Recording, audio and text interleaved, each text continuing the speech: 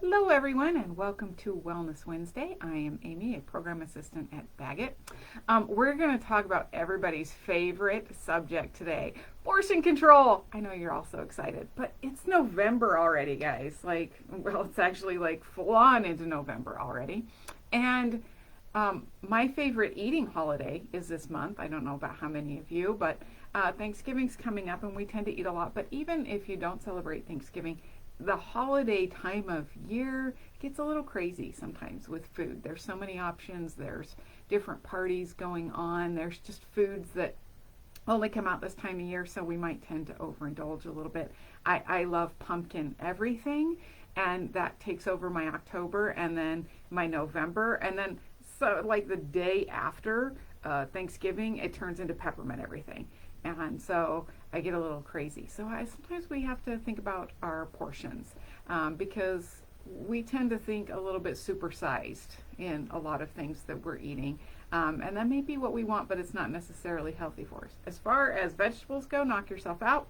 I'm pretty much as a free-for-all on fruit unless you have to watch your blood sugars. Then you need to be a little careful on that also. But when it comes to some of those other things that are a little more fattening, we need to be, or high in calorie, we need to be a little more cautious. So some things to think about, because I know most of us are not walking around with measuring cups in our purse and measuring spoons. So I just wanted to give you a couple little tips on some easy ways to measure things. Use your body. Your thumb is about an ounce of cheese, okay? So, and then you've got your fingers, and I don't know, there's two little knuckles on there. I don't know what they're called, but this is what I consider your main knuckle. This is like a tablespoon, but you use this top one and it's a teaspoon, so that helps you out there.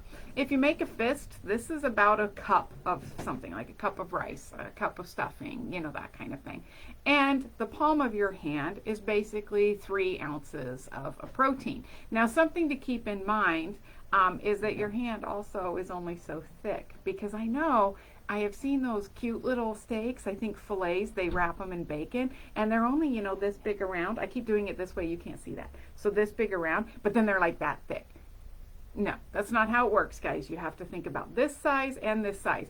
And you have to use your own hand, okay? You can't just go find somebody nearby who seems to have bigger hands than yours and go, okay, that's 3 ounces, all right? I'm just saying, I'm telling you these things. Mindy's laughing at me over here in the office, and I'm telling you these things because I do these things. So I know someone else out there who does these things too. So, because I'm looking at my husband's hand going, is his bigger, is that 3 ounces? But basically, it's also a deck of cards.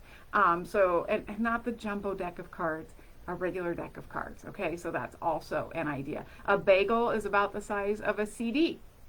Most of us don't use those anymore, but if you find one laying around your house, you can look at it and get an idea.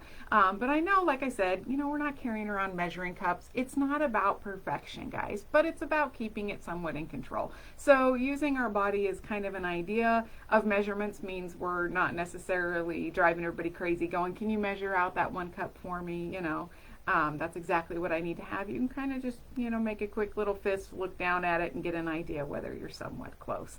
And that works for at least keeping it somewhat in control. Also, keep in mind your plate should be kind of quartered, so that you have, a quarter of a protein, a quarter of a starch, and then the other half should be fruits and vegetables, and that'll give you a good idea. Now, again, I'm not saying we're going to be perfect at this at every single meal, but it gives us an idea and helps keep things a little bit in control. On those plate things, I do want to say, though, our plates are 30% bigger than they were like back in the 50s and 60s.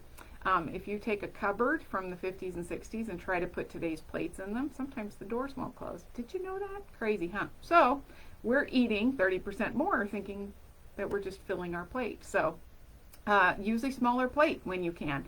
Use a smaller dish and you put your 1 cup of food on it. It doesn't look as sad and depressing as when you use a giant plate and you put your 3 ounces of meat on it and go, that is the saddest thing I've ever seen. But you put it on a small plate and suddenly you feel like you're getting a little better. So again, just something to keep in mind as we go into all these eating holidays, all these parties, all these different things. Kind of just a way to get an idea of what those portions might look like without having to actually measure everything out. All right. I hope you guys have a fabulous week, and we will see you again next week.